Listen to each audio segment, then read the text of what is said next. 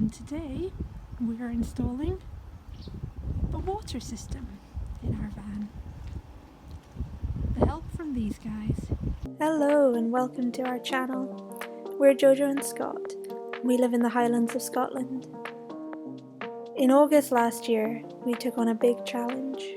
We bought a bright yellow van ready to turn into a camper. It's been a much bigger job than we expected, from ripping out the filthy interior, scrubbing away at the grime, to finding some nasty surprises.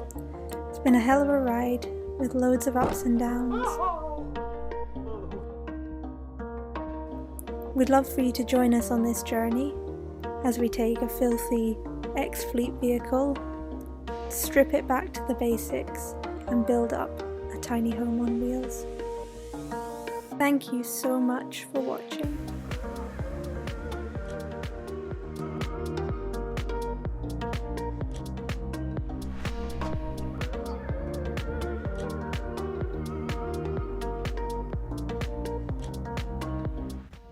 Today we are fitting a freshwater Phillip. When we put these insulation boards on, we left a little panel free. It's not free! This is where we're going to put this thing. So on the outside we can just open the cap and fill up our freshwater tank. Let's see how this goes. Just trying to figure out how to get centre, because this is quite hard to measure from. Why don't you draw a circle around the outside and then use your compass? That's a good idea. I'll get the compass. That's more of a check though, I suppose. But yeah, that's a good call.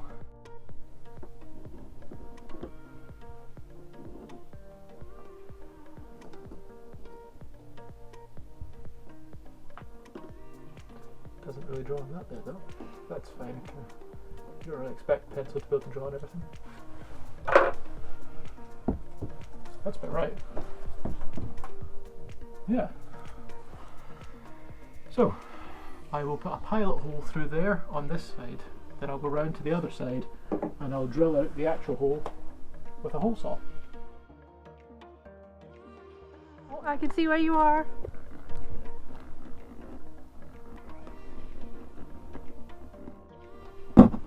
Hello.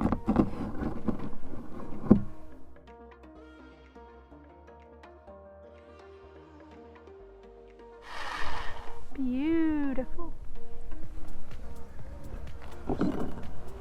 Oh, that's handy. It's a hatch. Perfect.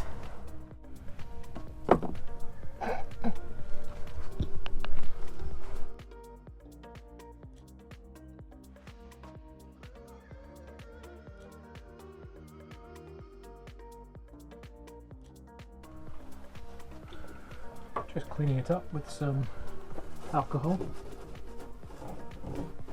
No need to have grime and stuff underneath the sealant and paint.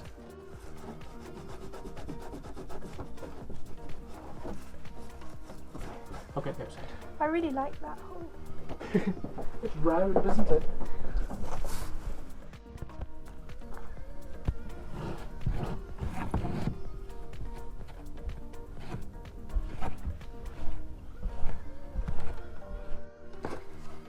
Also drawn the hole on the bit of insulation so we can cut this to fit, and that'll make it fit nice and snugly over the inlet so that we can keep it warm in here as well.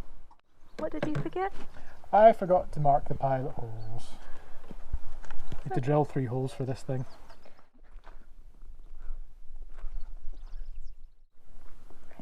All those in alignment with each other. Little dots. Boop, boop, boop, boop. You've measured that drill to the bolt, haven't you? Yeah. Yeah, it's the right size. I totally trust you. Pretty much bang on. I just would hate it if I didn't say and then it wasn't right. You really have to say.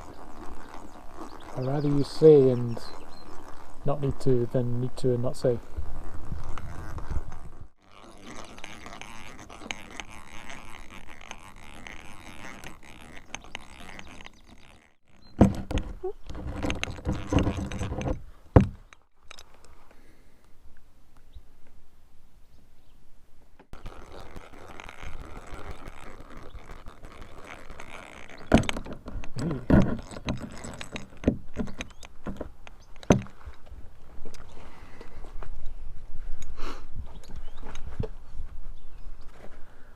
said it before and I'll say it again.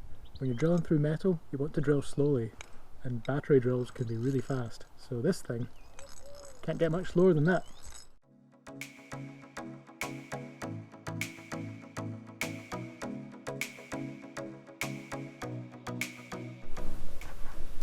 We're going to put this thing into this hole. We've got an assortment of... Do you want to show us what we have? Got a funny wrench. Got the Sikaflex. Got some masking tape. Got a glove. I have some nuts, bolts,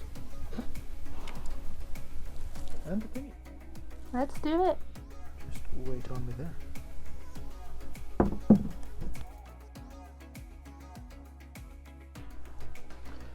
The Sikaflex is messy stuff. I'm now going to gunge up the backside of it, just in case. On the inside? Yeah, I've already done that. You've done that? Yeah. Oh, nice. This all seeps through and it was... No wonder you're so messy.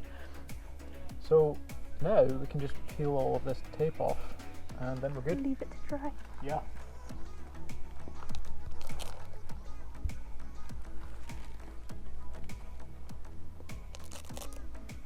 It's a shame this thing couldn't be more rectangular. Then we wouldn't have to use such silly little itty bitty bits of tape. Or do you get rolls of curved tape? Tape purely for doing circles.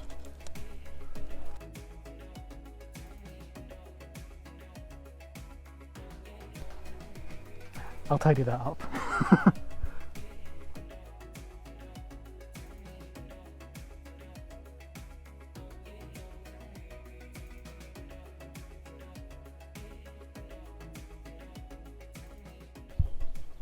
Yesterday we didn't film it, it was a bit boring, but we've drilled some more holes. This is where the gas is going to come into the van. We're going to put a box and nice tidy stuff over this. And around here,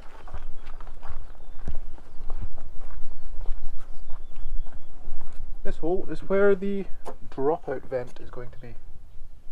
Anywhere you have a gas connection, or basically under a cooker, you need to have a vent to the outside so that gas can escape if there is a leak. It's just safety stuff. And that's that. Now we're on to attaching the LPG inlet. So our audio cut out at this point, but here we were trying to explain why we'd chosen this horrible dented piece of metal to put the gas inlet on. Basically it's because there's plastic all over near the back and the rest is sliding door. And if we crossed over to the other side, we'd have to go up and over the axles and around the exhaust, and it was just getting a bit mad. In it, just about here-ish. And I need to make sure that I've got a straight line for the pipe so that that's out the way. And the other complex So I want to be kind of this way roughly. It's a balancing act of just getting a position that's kind of good but just enough or different. Yeah. I was going to say the other complex thing is that it's not just a single sheet of metal there, you've got to drill through something else to get to it. Yes, we have a sheet of metal on this side, but we also have a sheet of metal on this side as well. And I need to drill a larger hole than the actual hole we need so that I can get into the back of it and fit the back box on. Yeah, that's the bit that secures the back of the fill-up point to the inside of the metal. So we need a really big hole to get that through it. Yeah, so that's why we were going to do it a few weeks ago, but This hole, so we had to order that, and then it started raining. So today's the we've got day. a sunny day. Yeah. So I have just finished drilling the hole on the inside of here.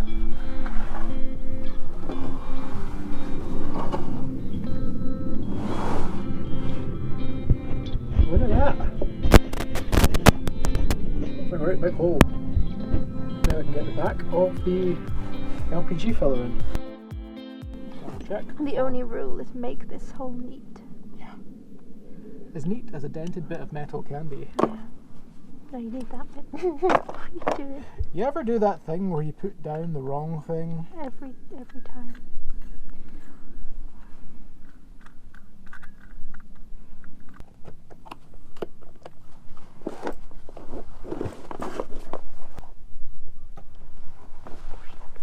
going to want that plugged in, aren't you? Yep.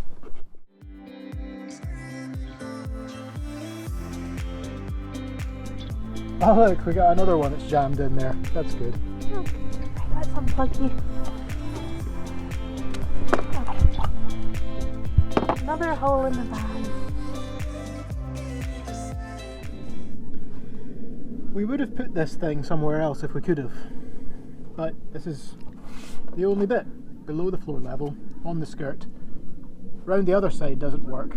For one, it's too far, and two, it's also really close to the exhaust round the other side.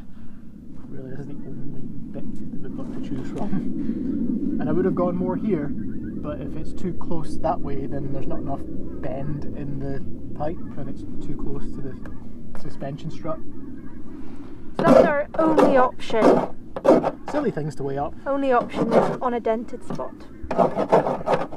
But we'll make it work, and we might be able to pull the dents in.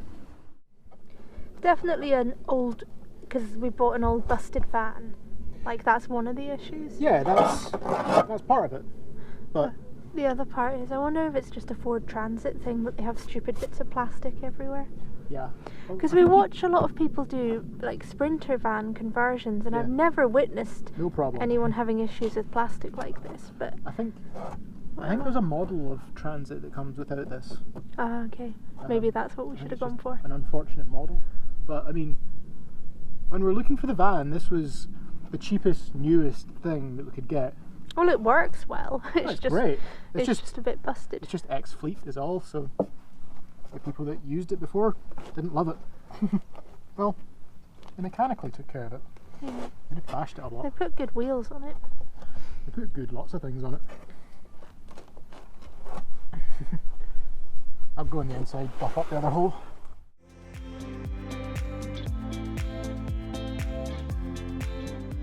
We have the LPG fill-up point in position now. It is loose, ready to be fixed in place. We've got masking tape around it to make sure that the Sikaflex sealant is, well, not going to make a mess. So now all we need to do is put this back fixing on the other side of the hole and screw the thing in. We thought it would be best to connect up the hose to the fill-up point before we actually attached it, because getting a wrench in there is going to be tricky. So here goes.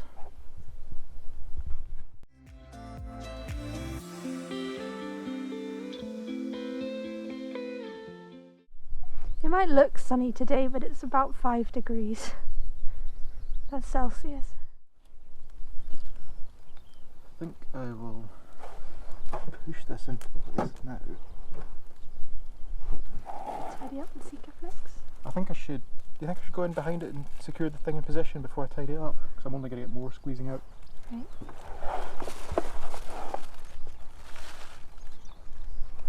I suppose it doesn't dry that quickly. No, it doesn't.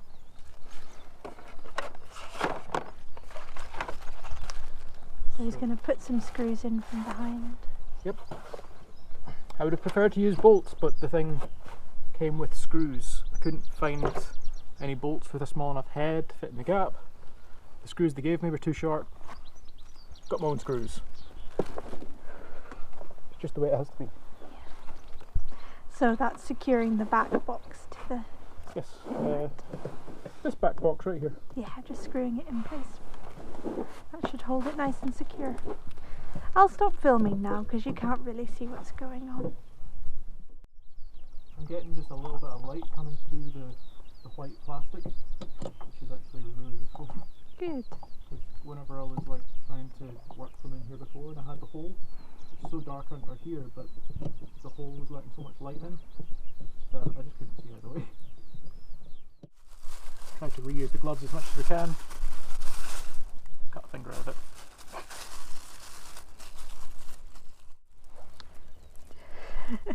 This is classic Scott. On the one hand, he's like, yes, lithium batteries, we need those. And on the other hand, he's like, yeah, let's reuse these plastic gloves. Save cost. Save the planet! I mean, that's a plastic. Right. You've got one finger left on that glove. Yeah. And a thumb. Yeah. Do you think you can manage? We'll see how it goes.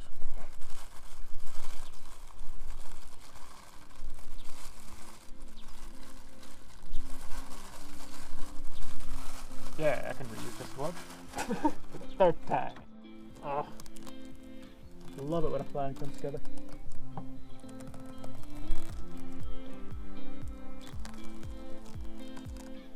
Yeah.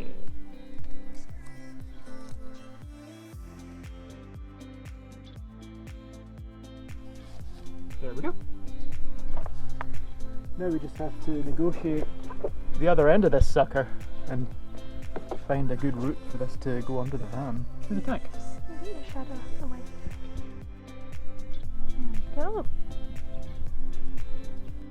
So now that we had the gas tank attached and the fill up point attached, we had to connect the whole thing together. The first thing Scott had to do was connect the fill up point to the gas tank. Now this whole process took about 3 to 4 hours under the van. It wasn't very filmable as he was rolling around under there. What he ended up having to do, the thing comes with little attachment points and self-tap screws. So I'll show you these just here. But the self-tap screws wouldn't tap into the metal of the van, so he had to carefully drill pilot holes for each and every one of them, and gently feed the pipe up and around all the important structures under the van. Once he'd got that attached, the next thing we needed to do was get the regulator in place. So again, we had to drill holes in the base of the van. We had to drill them, file them, paint them, fix the regulator in place. Luckily the position we'd chosen was above the gas tank, so the thing's quite well protected from debris of the road as it sits up against the floor of the van. Got that attached, and then the pigtail had to attach that to the main tank. Then the final step, which was the most tedious, was attaching the flexible copper pipe from the tank into the van. We'd had to drill a hole for that to go in, but if you bend the pipe at too steep of an angle, then it collapses in on itself. So it took Scott hours to carefully bend it in a kind of spiral shape to get it up and around and into the van. This whole process took around 9 hours. We'd imagined it would take probably about an hour, but no, it took a long time. And there was a lot of swearing and rolling around in the dirt, so it's not filmed, but that's the summary if you're looking to do it yourself.